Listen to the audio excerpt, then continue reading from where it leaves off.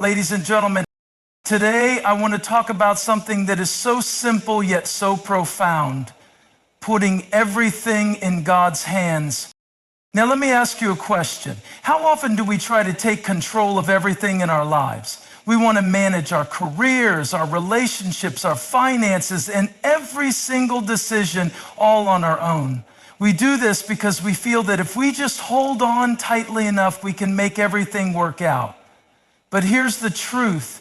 The more we hold on, the more we.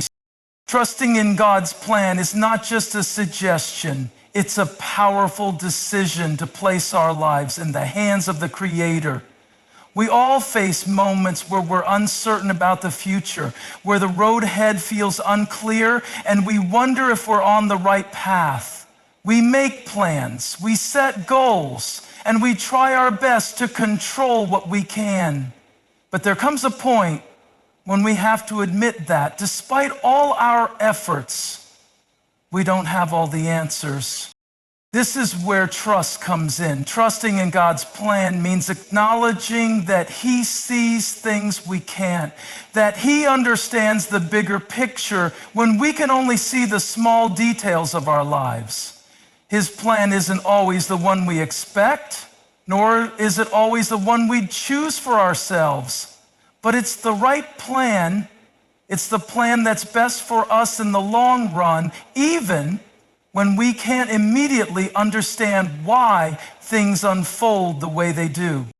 Trusting in God's plan isn't always easy. It often requires us to let go of our need for control and our need for certainty. It's the act of choosing to believe that God is good, that He is trustworthy, and that He's working for our good even when we don't feel it. In those times when we don't have all the answers, or when we feel lost, we can take comfort in knowing that God does have the answers, and He knows exactly what we need and when we need it. In the Bible, we're reminded repeatedly that God has a plan for each of us, a plan for hope, for a future, and for good things, even in the midst of trials. It's in those moments of uncertainty that we're called to lean into our faith, to trust that God is not only guiding us, but that He is also preparing us for something greater. Our human understanding is limited, but God's wisdom and understanding are limitless. The beauty of trusting in God's plan is that we don't have to figure everything out by ourselves. We don't have to carry the weight of every decision, every fear, or every uncertainty. Instead, we can rest knowing that God has it under control. When we trust in His plan, we allow ourselves to experience peace in the midst of chaos. We learn to walk in faith, not because we have all the answers, but because we know the one who does. It's a journey, and it requires patience. Sometimes the path may seem unclear or even difficult, but trusting in God's plan means knowing that even in the challenges, He is working everything for our good. He's refining us, growing us, and preparing us for something far greater than we can imagine. The more we lean into His wisdom, the more we begin to understand that His plan is the only one we can truly rely on. One of the hardest lessons we often have to learn in life is that God's timing is not our timing. We live in a world that thrives on instant gratification, where we expect things to happen quickly and we want results now. We plan our lives around deadlines and schedules, and we try to make things work according to our own timelines. But God's timing is different. It's not bound by our watch or calendar. His timing is perfect because He sees the beginning, the middle, and the end all at once. When we look at our lives, it's easy to become frustrated when things don't happen the way we expect, or when we feel like we're waiting for something that never seems to come. We pray, we hope, we work hard, and still the breakthrough doesn't come when we want it to. This can be especially difficult when we're in a season of struggle or waiting. It's in those moments that we need to remember that God's timing is always right, even if it doesn't line up with our own sense of urgency. Think about the countless examples in Scripture where God's timing was perfect, even though it didn't match what people thought should have happened. Abraham and Sarah waited for decades to have the child God promised them. Moses spent 40 years in the wilderness before leading the Israelites to freedom. Jesus himself didn't begin his public ministry until he was 30, despite the fact that he was the Son of God. Each of these moments was carefully orchestrated by God, and although the timing didn't make sense to those involved, it was the perfect time according to God's plan. God doesn't operate on the same clock that we do. What we see as delays or obstacles, he sees as opportunities to grow us, teach us, and prepare us for what's to come. When we try to rush ahead of his plan, we might miss the lessons, the growth, or the perfect timing that he is setting up for us. Our impatience often leads to frustration, but patience is where trust comes in. Trusting that God's timing isn't just about waiting. It's about knowing that while we wait, he's working behind the scenes, aligning everything exactly how it needs to be. In fact, waiting on God's timing is not a passive act of doing nothing. It's an active process of surrendering our plans and our timelines to God and trusting that his way is better. Sometimes the waiting period is where we experience the most growth. It's where our character is shaped, our faith is strengthened, and our dependence on God deepens. God's timing refines us, and when the moment comes, it will be the perfect moment. One where everything aligns in ways we never could have orchestrated ourselves.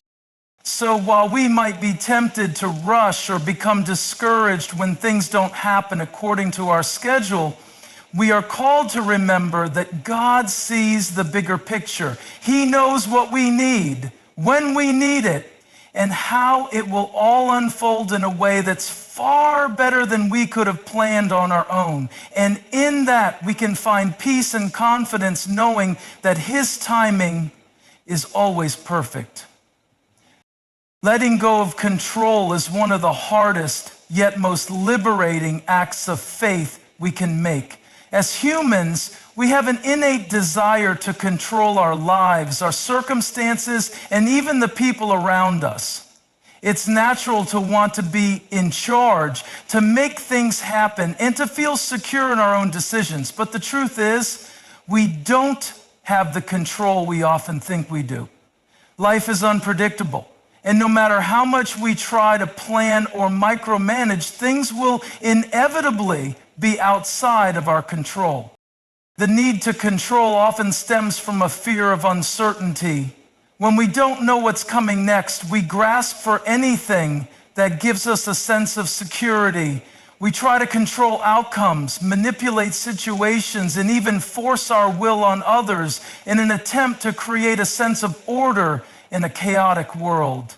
But this desire to control can become exhausting, and it can actually hinder us from experiencing the peace that comes from trusting God. The more we try to control, the more we stress, and the more we weigh ourselves down with burdens that were never meant to be carried alone.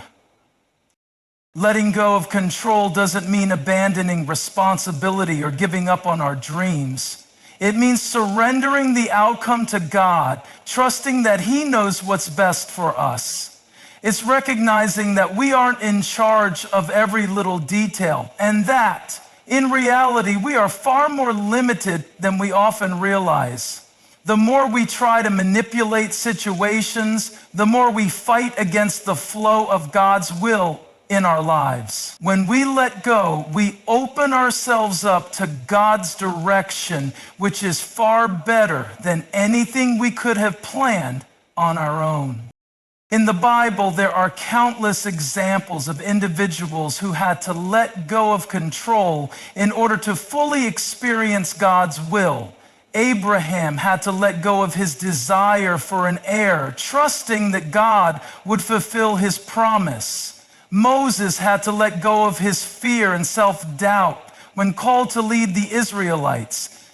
Even Jesus, in his most vulnerable moments, surrendered to the Father's will, choosing not his own plans, but the will of God. These moments weren't about inaction. They were about trusting that God was at work, even when it didn't make sense. Letting go of control is also about recognizing that God's plan is far bigger than our own. Often we try to control everything because we think we know what's best for us. But when we truly trust in God, we acknowledge that He sees a bigger picture, one we can't fully comprehend. His wisdom far exceeds our own. When we try to control everything, we're often limiting the way God can work in our lives. But when we surrender, we allow Him to work in ways we never could have imagined.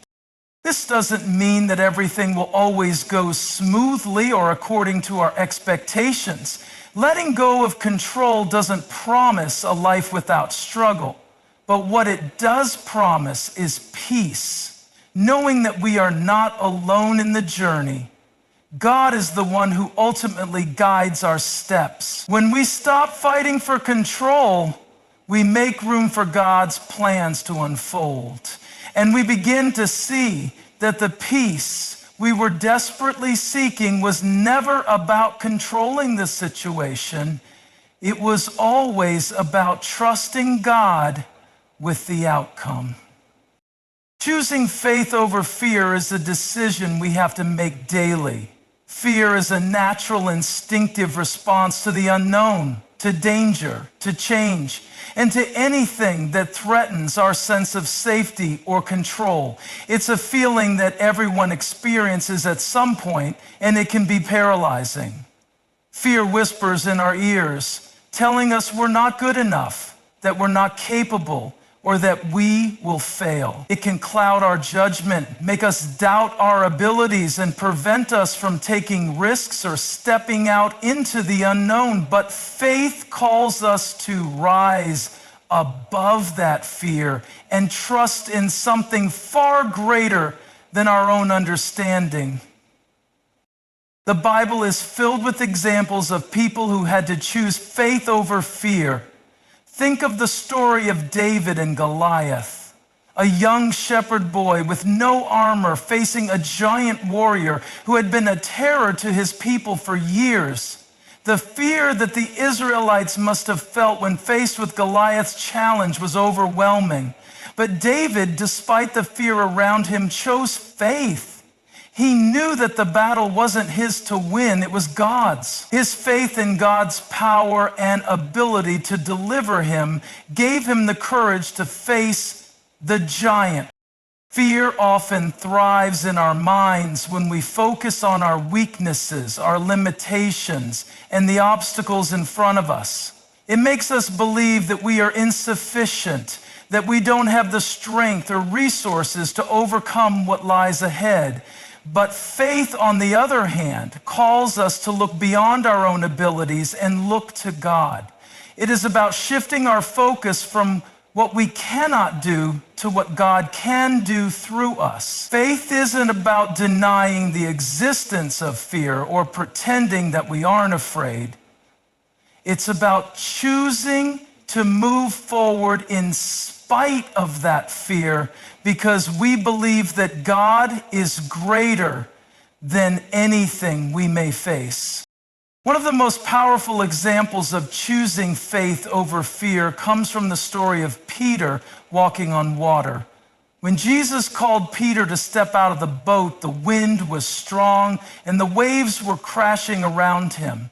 Peter could have stayed safely in the boat, free from the fear of drowning, but he stepped out in faith. When his eyes were on Jesus, he walked on water, but as soon as he allowed fear to creep in, when he saw the wind and the waves, he began to sink. The lesson here is clear. When we focus on our fears, we begin to lose our footing. But when we focus on our faith, we can do the impossible.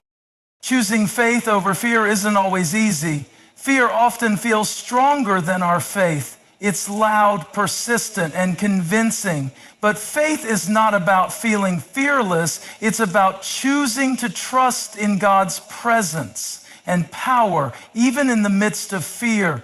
When we put our faith in God, we acknowledge that He is bigger than any fear, bigger than any challenge, bigger than any giant we face. Faith doesn't eliminate fear, but it allows us to move forward in spite of it. It allows us to say, even though I am afraid, I trust that God will guide me, strengthen me, and deliver me. In moments of fear, faith gives us courage to take the next step. It empowers us to act despite the uncertainty, knowing that God is with us every step of the way. It reminds us that we are not alone in our struggles. When we choose faith over fear, we are not just believing that God will deliver us, but we are also trusting that He is already working in the midst of our fear to bring about His good and perfect plan. When we look at our own strength, we often measure it by what we can accomplish with our abilities, our skills, and our resources. We take pride in our accomplishments and the ways we've managed to overcome obstacles using our own power. But the reality is that our strength, while valuable, is limited. We can only do so much with the abilities we have. There will always come a point where our human strength falls short, where we reach the edge of our capabilities and where we encounter challenges that we simply can't overcome on our own. God's power, on the other hand, is limitless. There is no end to what God can do. His power is not bound by physical limitations, circumstances, or time. While we may rely on our own strength to navigate life's challenges, God's power is far greater, far beyond anything we could ever muster by ourselves. It's the kind of power that created the universe, parted the Red Sea, healed the sick, and raised the dead. God's power is infinite, eternal, and unshakable. When we compare our strength to God's power, we see how small we are in the grand scheme of things. We are finite, imperfect beings who face the reality of weakness, fatigue, and limitations. Our strength may be enough for some things, but when it comes to the battles of life, the battles that require real, lasting change, our strength is often insufficient. But in those moments, when we acknowledge that our strength is limited, we have the opportunity to tap into God's limitless power. In 2 Corinthians 12:9, Paul writes, "But he said to me, my grace is sufficient for you, for my power is made perfect in weakness. Therefore I will boast all the more gladly of my weaknesses, so that the power of Christ may rest upon me." This powerful truth flips our understanding of strength on its head. It's in our moments of weakness, when we can't do it on our own, that God's power is most evident. When we rely on our strength, we limit ourselves. But when we surrender to God, we open the door for His power to work in us and through us in ways that we could never achieve on our own. God's power is not only about what He can do in the world, but also what He can do within us. His power can transform our hearts, renew our minds, and strengthen us in ways that our own strength could never reach. When we face challenges, When we encounter situations that seem impossible, we often try to tackle them with our own abilities. But God invites us to lean into His power. He invites us to surrender our limited strength and trust in His unlimited power. This doesn't mean that we're off the hook when it comes to action or responsibility. We still need to make choices, to work hard and to show up in our lives. But when we rely on God's power, we are acknowledging that we are not in control. We are submitting to the fact that only God can bring about true transformation and victory. When we try to rely solely on our strength, we risk falling into pride and self-sufficiency. But when we rely on God's power, we are humbling ourselves, recognizing that it is God who does the heavy lifting. In practical terms, this means that when we face fear, anxiety, failure, or even success, we don't need to depend only on our own strength. We can pray for God's strength to fill us, to empower us, and to give us the courage to keep moving forward. Our strength is fleeting, but God's power is a well that never runs dry. When we tap into His power, we are walking in the supernatural, living beyond our own limitations, and experiencing the fullness of what God can do. In life, we often focus on the end result, the destination we're heading towards. We think about the goals we want to achieve, the success we desire, and the outcomes we're working so hard to reach. It's easy to get fixated on what's coming next and to think that the process is simply a means to an end. But the truth is, the process itself has purpose. Every step we take, every challenge we face, every trial we endure is part of a bigger picture that God is working out in our lives. The process is where God molds us, shapes us, and prepares us for what's to come. It's easy to look at a difficult season and wonder what good can come from it. We might feel like we're stuck or that we're going through a season of delay. But in those moments, we need to remember that God doesn't waste anything. Every moment, every hardship, every small victory is being used for our growth in His glory. There is purpose in the process even when we can't see it immediately. In the Bible, we see so many examples of people going through challenging processes that were not only preparing them for their future, but also transforming them into the people they were meant to become. Take Joseph, for example. He was betrayed by his brothers, sold into slavery, and thrown into prison, a long and painful process of suffering. But through that process, God was shaping Joseph into the leader who would eventually save his family and many others from famine. The process wasn't easy, but it was necessary. Without those years of struggle, Joseph would not have been prepared for the position he eventually took. Similarly, consider the story of the Israelites in the wilderness. They wandered for 40 years, not because God had forgotten them, but because He was refining them. God wanted to teach them to trust Him, to rely on His provision, and to grow in their faith. The wilderness was a process, a difficult one, but it was full of purpose. Through their time in the wilderness, they learned lessons that would shape their identity as a people and their relationship with God. Often we can become so fixated on the outcome that we miss what God is doing in us along the way.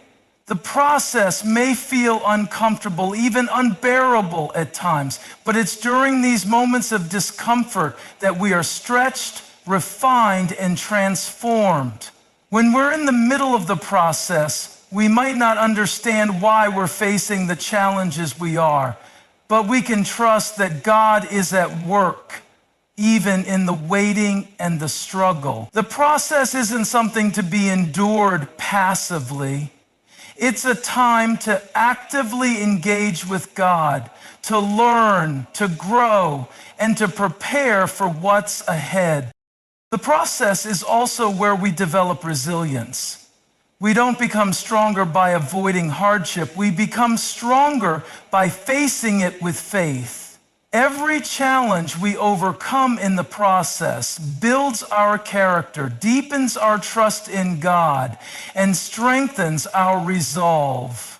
When we see the purpose in the process, we understand that God is not only preparing the outcome, but also preparing us for it. Without the process, we wouldn't be equipped for the challenges or the responsibilities that come with the blessings God wants to give us. When we trust that there is purpose in the process, we begin to see our circumstances differently. We stop focusing solely on the end result and start recognizing that the journey is shaping us into the people we need to be. We can embrace the trials, the waiting, and the seasons of uncertainty with a sense of expectation, knowing that God is working everything for our good. The process is where we are refined, stretched, and built up. It's not just about getting to the destination. It's about who we become along the way. Surrendering is often seen as a sign of weakness in a world that prizes strength, control, and self-reliance. We're taught to fight for what we want, to hold tightly to our desires, and to control every aspect of our lives. But when we surrender to God, we are choosing not to give up, but to give over. Surrender is not about weakness. It's about recognizing that our strength has its limits and that God's power is limitless. It's about releasing the illusion that we are in control and placing our trust in the one who holds everything in his hands. When we surrender, we let go of our need for certainty and security. We stop trying to figure everything out on our own, and instead we trust that God has a plan that is greater than anything we could ever imagine. Surrendering is not always easy, especially when we are in seasons of struggle or waiting, but it is in those moments that true peace can be found. We often think peace comes when we have everything figured out, when the storms of life are calm, and when everything is in place. But peace and surrender comes when we release the need to control and instead rest in the assurance that God is in control. The Bible tells us in Philippians 4:6-7, that when we bring our worries and anxieties to God in prayer, He will give us a peace that surpasses all understanding. This peace doesn't come from our circumstances or from our ability to solve our problems. It comes from the act of surrender itself.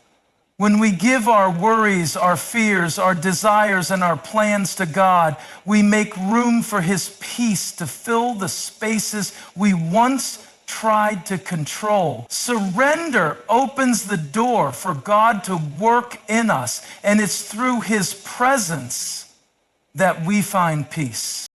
Surrendering also requires trust. It requires us to trust that God knows what is best for us, even when it doesn't align with our own desires or expectations. Trusting God means believing that He is good and that His will for our lives is always for our ultimate good, even if it involves hardship or waiting. This type of trust is not blind faith. It's faith rooted in the knowledge that God is faithful, that He has never failed us, and that He always works for our benefit, even when we can't understand it in the moment. In surrender, we also discover freedom. The more we try to control, the more we bind ourselves to anxiety, stress, and the burden of having to manage every aspect of our lives. But when we surrender, we release that burden. We no longer have to carry the weight of the world on our shoulders. We are free to trust, free to rest, free to step back and allow God to take the lead. This freedom doesn't mean we stop taking action or making decisions, but it means that we no longer carry the weight of worry.